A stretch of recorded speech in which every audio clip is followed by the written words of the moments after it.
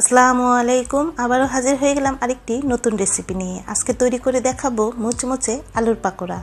এই আলুর পাকোড়া তৈরি করা যেমন সহজ, খেতে অনেক বেশি মজার। আশা করি রেসিপিটি আপনাদের কাছে ভালো লাগবে। আমার চ্যানেলে আরো বেশ কিছু পাকোড়া রেসিপি আছে, চাইলে দেখে নিতে পারেন। নিচে ডেসক্রিপশন বক্সে সবগুলো লিংক পেয়ে যাবেন। রেসিপিটি ভালো লাগলে চ্যানেলটি সাবস্ক্রাইব করার অনুরোধ রইল। যারা আমার চ্যানেলটি সাবস্ক্রাইব করেছেন তাদেরকে অসংখ্য ধন্যবাদ। তো চলুন এখন রেসিপিটি দেখে নিচ্ছি। প্রথমে একটি মিক্সিং বোলে দিয়ে দিচ্ছি হাফ কাপ পেঁয়াজ কুচি, স্বাদমতো কাঁচামরিচ কুচি, হাফ চা চামচ আদা রসুন বাটা আর সামান্য একটু লবণ। এখন হাত দিয়ে খুব ভালো করে একটু মেখে নিচ্ছি।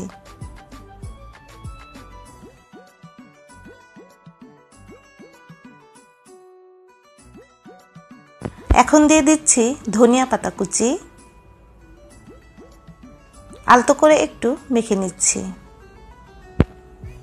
এখন দিয়ে দিচ্ছি সেদ্ধ করে রাখা আলু, আলতো করে ভেঙে দিচ্ছি।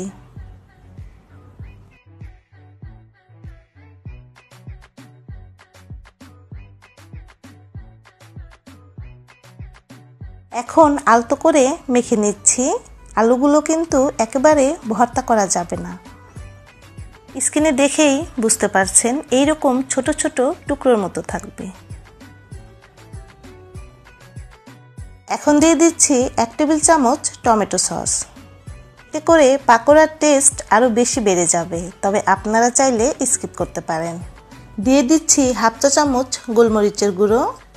আপনারা চাইলে ভাজা জিরার গুঁড়ো দিতে পারেন, এতে করে পাকোড়ার ফ্লেভার ভালো আসবে। এখন দিয়ে দিচ্ছি 1/4 কাপ চালের গুঁড়ো। চালের গুঁড়ো হাতের কাছে না থাকলে কর্নফ্লাওয়ার দিতে পারবেন।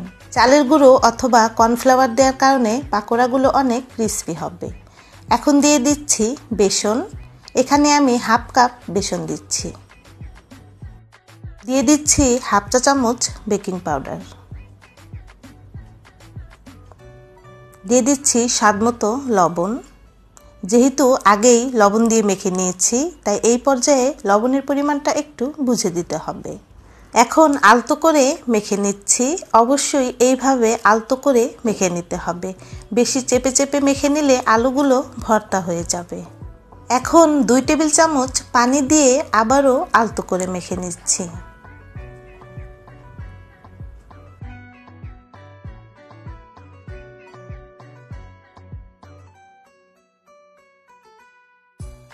এইরকম আঠালো করে মেখে নিতে হবে। এখন 5 মিনিটের জন্য রেস্টে রেখে দিচ্ছি। 5 মিনিট পর পাকোড়াগুলো ভেজে নেব। ভেজে নেওয়ার জন্য চুলায় একটি প্যানে পর্যাপ্ত পরিমাণ তেল হালকা গরম করে নিয়েছি। এখন এইরকম ছোট ছোট করে তেলে ছেড়ে দিচ্ছি।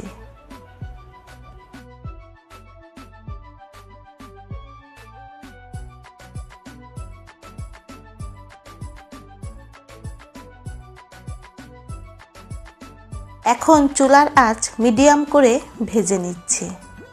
এইভাবে হাতলটা ধরে একটু নেড়ে চেড়ে দিচ্ছি।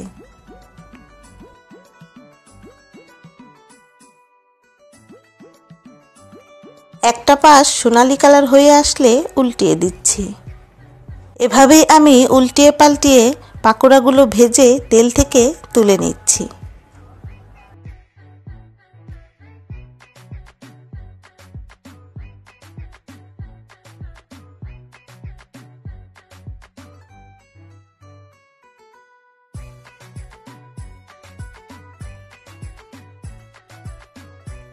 একইভাবে সবগুলো পাকোড়া আমি ভেজে নিয়েছি।